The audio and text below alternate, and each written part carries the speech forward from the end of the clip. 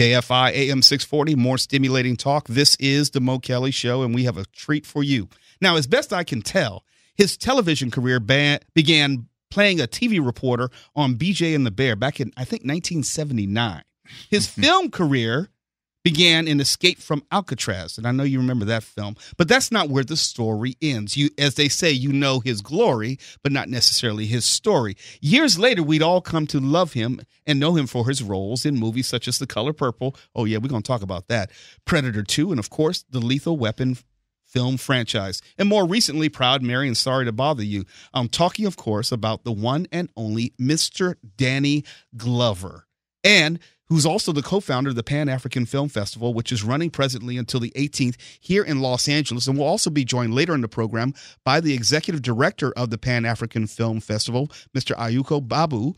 But before we get there, let me start with you, Mr. Danny Glover. Yeah. It is a pleasure to see you. It is my privilege and honor. Mo, okay, man. And off air, people don't know, I was telling the story of how I was an extra on Lethal Weapon 3 many years ago. I wouldn't expect you to remember, but I told you that story because you never know how a momentary interaction can have such a prominent and precipitous impact on someone for many, many years. Is that something that you've ever been conscious of? Not conscious of the impact in that sense. Not conscious of the fact that, you know, for me and for my generation was a generation of engagement. You know what I'm saying? Mm-hmm. It's just so happenstance that I'm an actor, but the generation of engagement, you know, and that's essentially when we talk about the film festival. You know, I've known Ayuko Babu 50 years when we were students together. At San Francisco State? When he was down here in Southern California. I was at San Francisco State going to school with his brother, you know, Jahid Ashley. And so I go back from there. We're talking about 1967, 68. We were on strike in 1968, a student strike, the longest student strike in the history of any strike, student strike in this country, over 5 months. And we were all a part of that. Most of us ended up on trial. You say it so gleefully. We ended up on trial like it was no big thing. Well, it was the kind of, you think about it in the moment, you know, in the moment itself. And I laugh at it now, you know, because the charges were Trump charges. You know, the validity of the strike was what was the validity of that was the objectives we tried to achieve, which we achieved.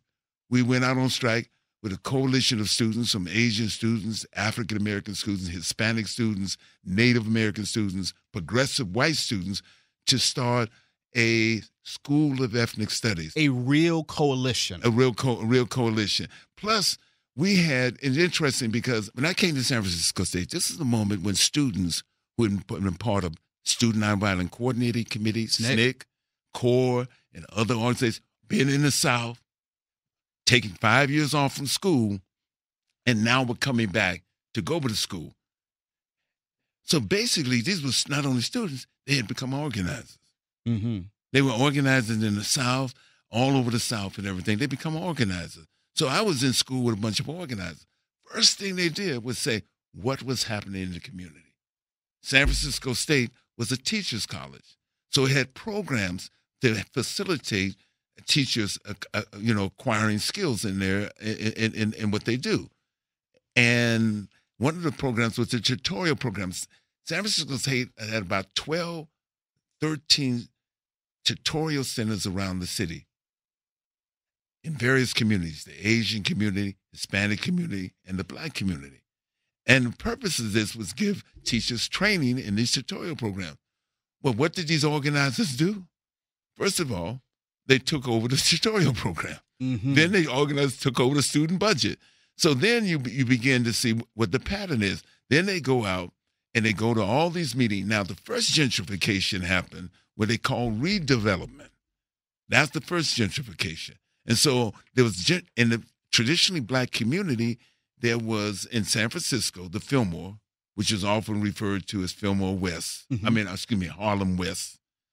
And what was happening is that we began to filter out and attend those meetings, assisting, coming back in our meetings at the BSU as students, coming back, reporting on what happened in the meeting and everything. I got to jump in there because there's a lot of present-day activism, which to my mind, maybe you'll disagree, which doesn't have that degree of planning and also a policy agenda, and it seems that it's much more ineffectual.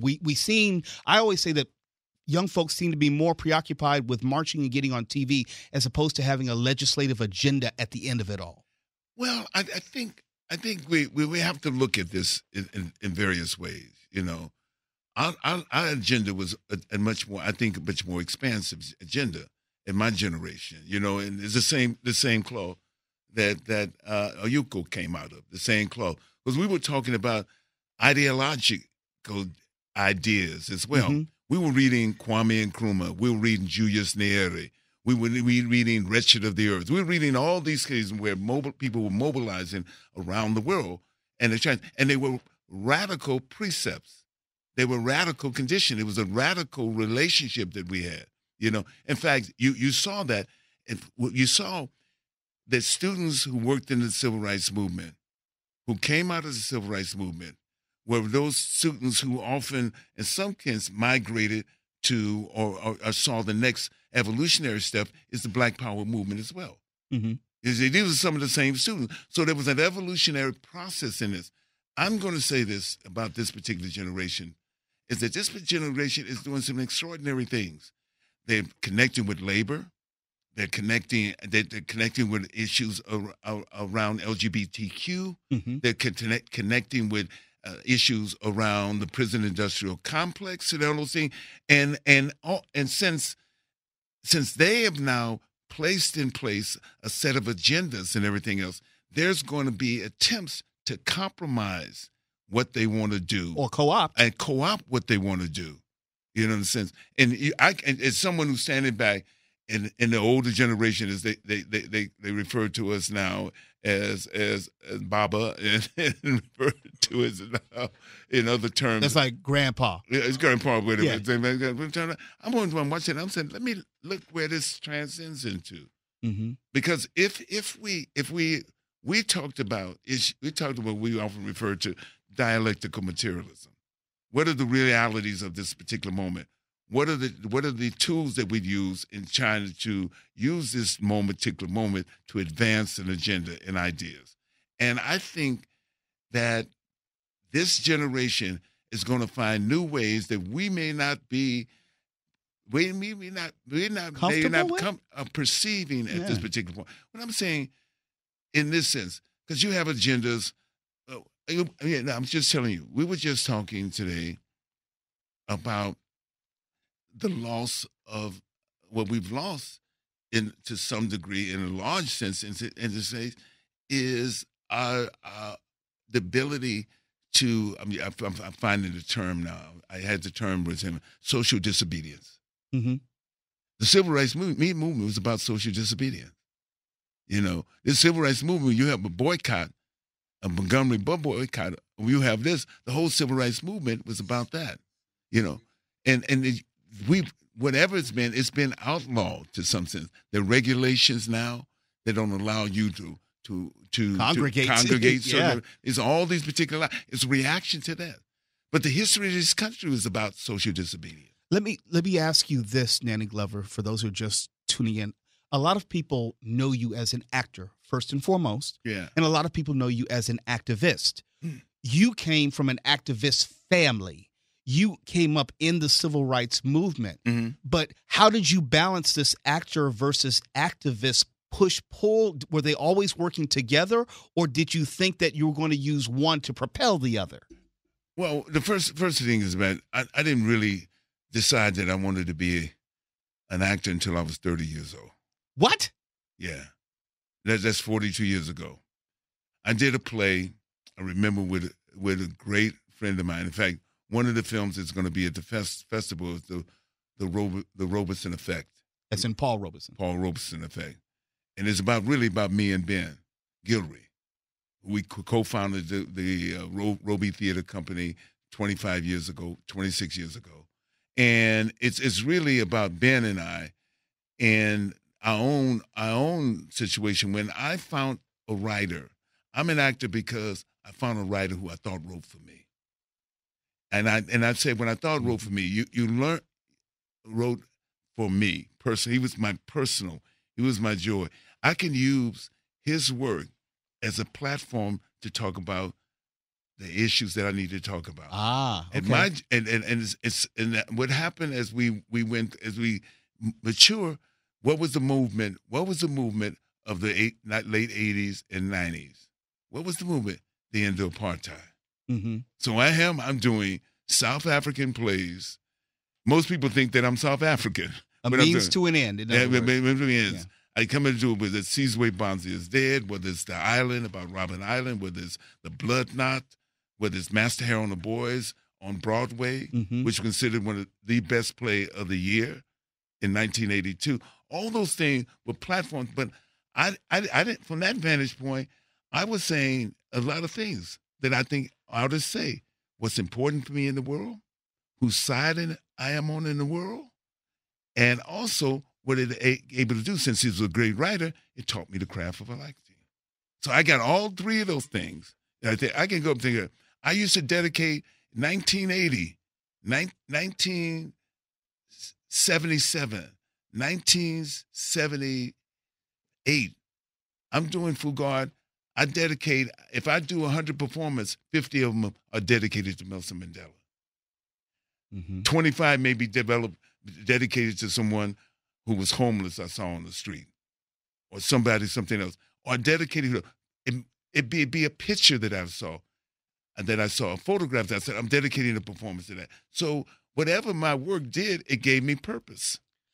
I wonder, did you ever worry whether your purpose, to use something that we talked about earlier, was going to be corrupted or co-opted when people saw you more as Roger Murtaugh from Lethal Weapon, or just some things which were more popular culture as opposed to what was your driving force, your purpose? Well, I mean, look, by the time I did Lethal Weapon, I had done, I consider one of the most important films of this period, and that was The Color Purple. You know, I had done before that a film. I'm sorry to interrupt you. Can I just say thank you? Well, thank you, because that's a movie which changed my life, and I don't know how many people's lives. That's a movie that if it comes on, and I know 1,000 of my friends will tell you the same, we're going to watch it beginning to end no matter what and recite every line. We're going to hate you at the beginning and love you at the end, Mr. Johnson, and all of that. And I know you get that all the time, but I wanted my moment to be able to tell you that. Yeah. So I had been in one of the most important films in terms of, I think, of cinema.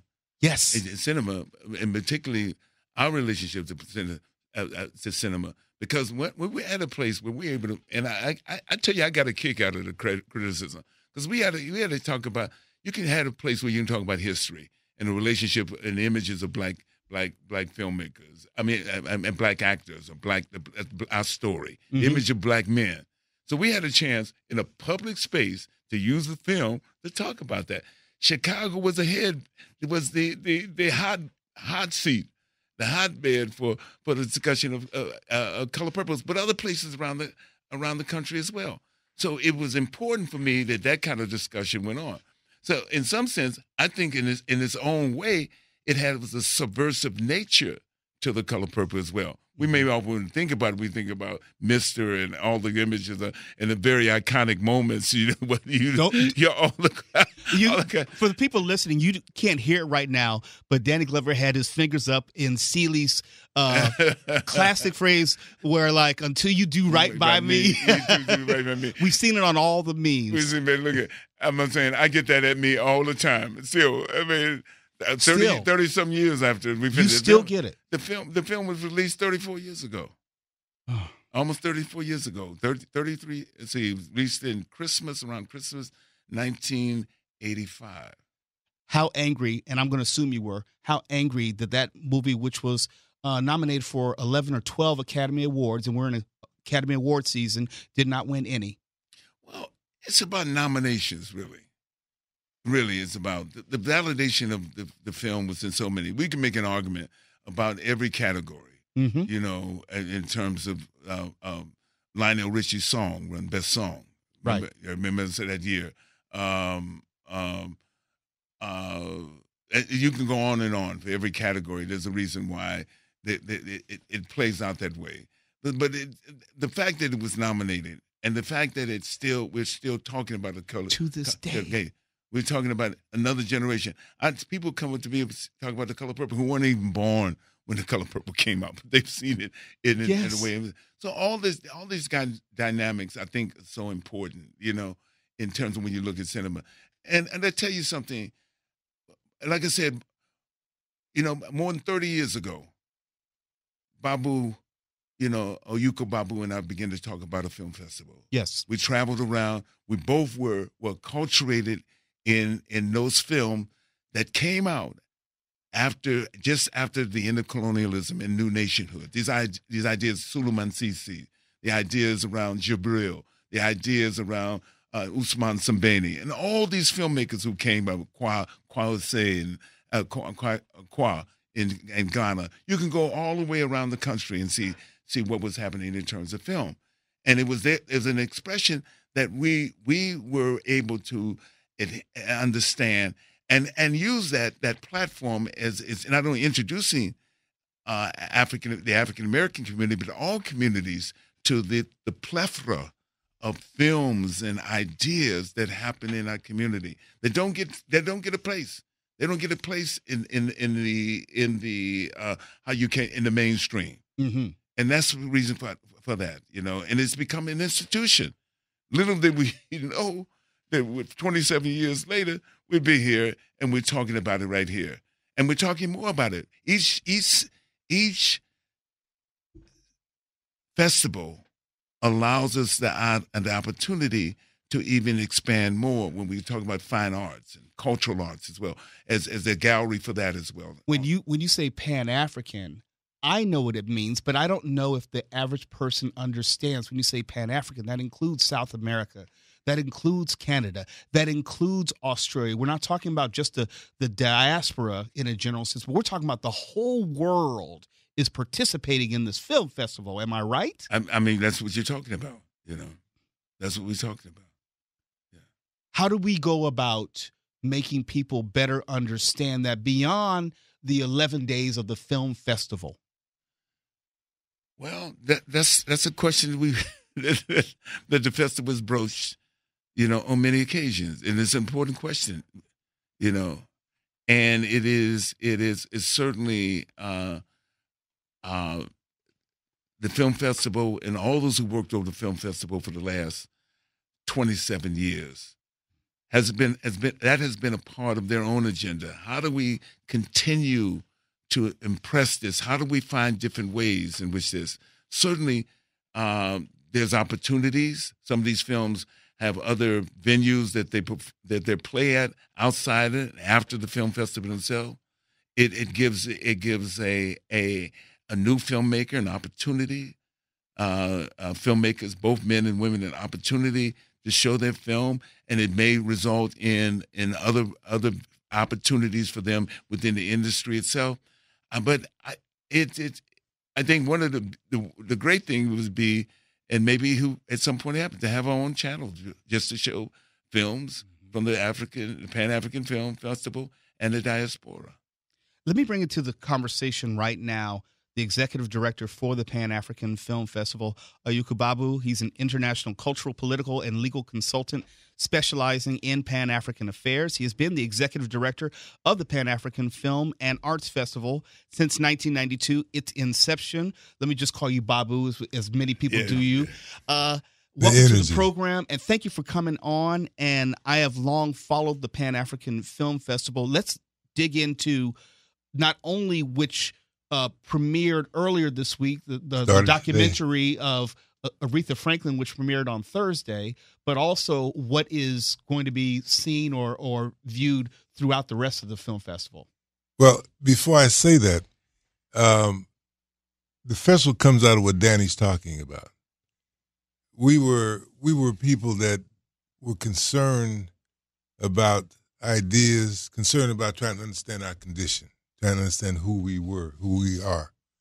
And from those conversations, and we traveled all over the world and came to California. We all came to California. Danny came to California, with his father.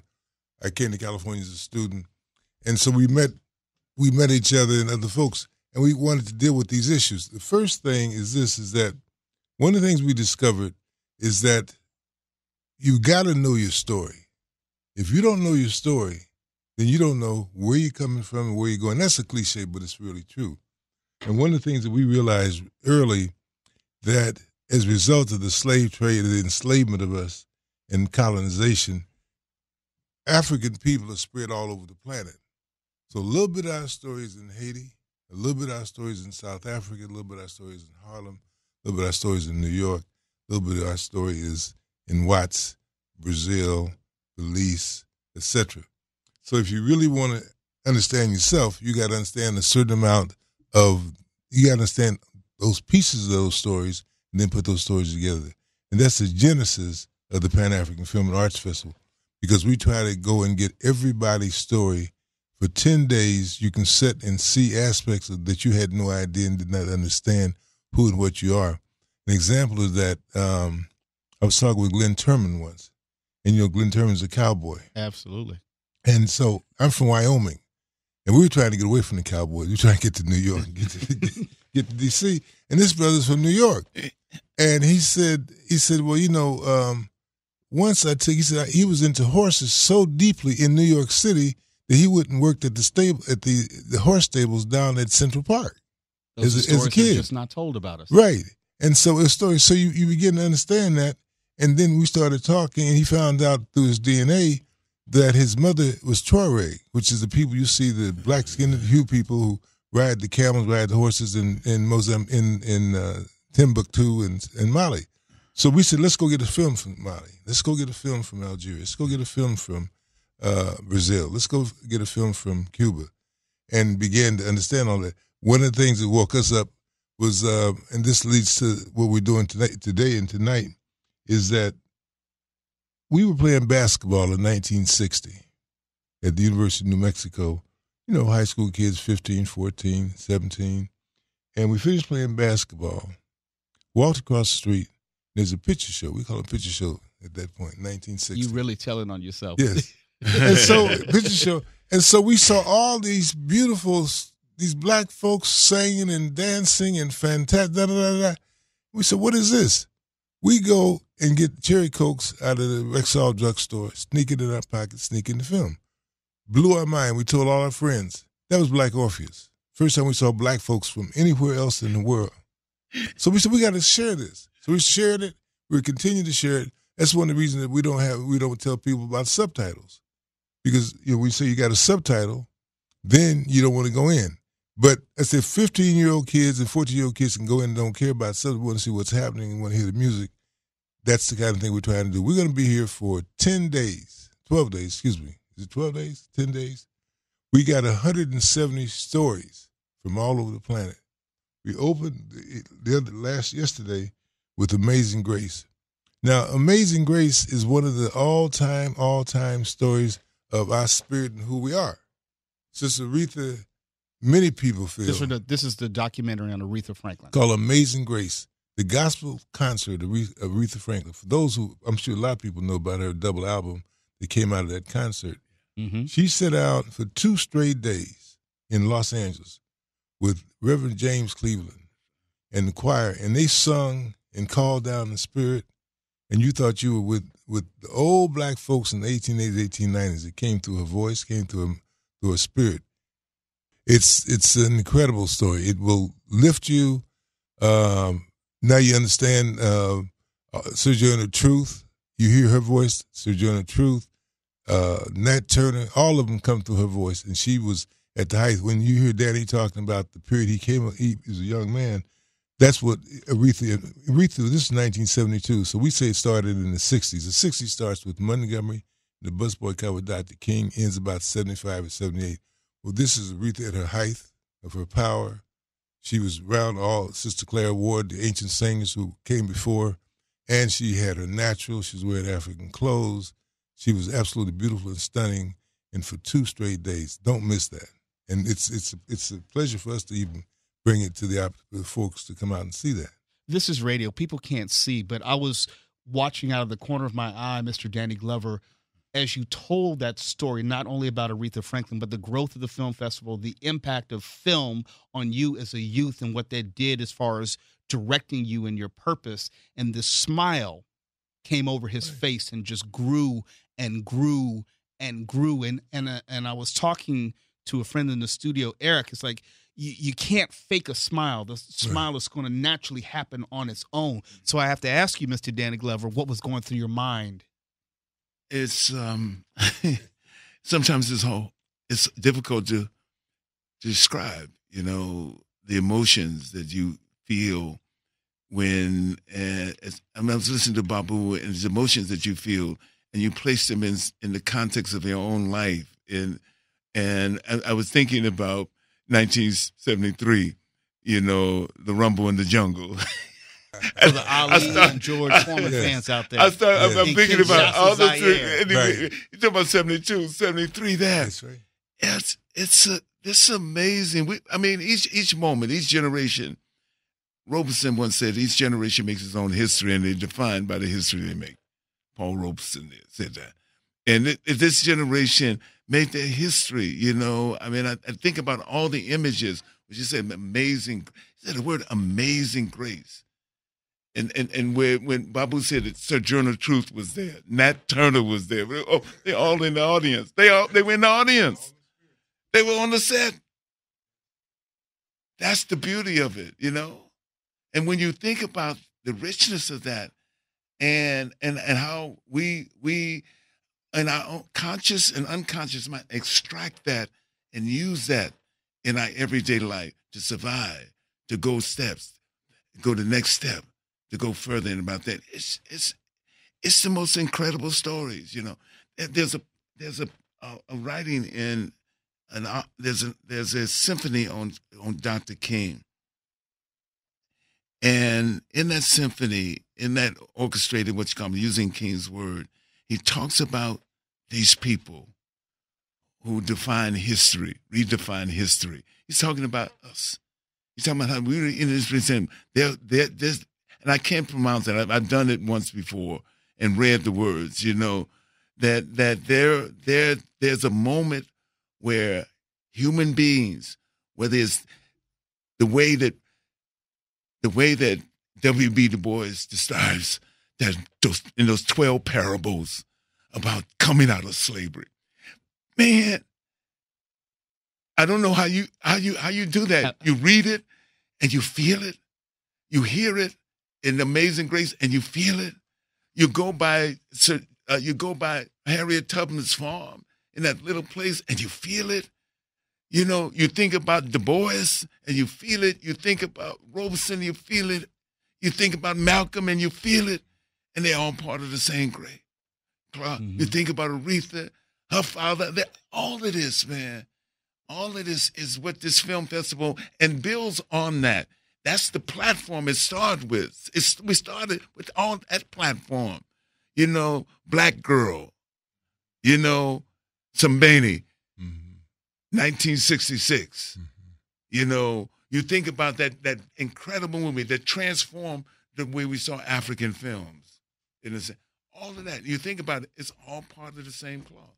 Babu, very quickly before we bring this conversation to a close, give us some of the highlights or some of the things that people should look forward to being able to see and how they can be part of the Pan-African Film Festival. Well, first of all, 7th through the 18th, Thursday, February, they started yesterday, February the 18th. You go online, paff.org, and everything comes up. The films are there, 170 films, 100 major painters, artists, clothes designers, and jewelers, all at the Baldwin Hills Crenshaw Plaza in Cinemark 15. So you can stay there, experience for 10 days, and rejuvenate you. Because what the film festival does is 2 things. One, it helps us all come together in public space and enjoy all the experience that Danny's just talking about. The next thing it does is this.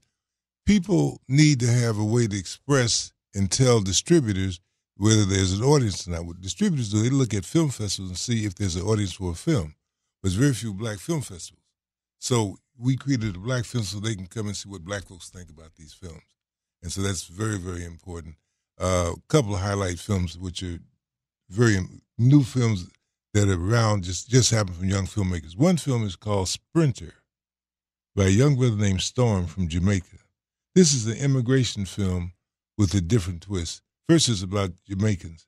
It's a young brother who's a Rastafarian runner, and his family's been torn apart from the immigration process because his mother went to New York and had a guest workers pass to work for a few weeks in New York, but was making so much money to help the family in Jamaica, she stayed over her visa.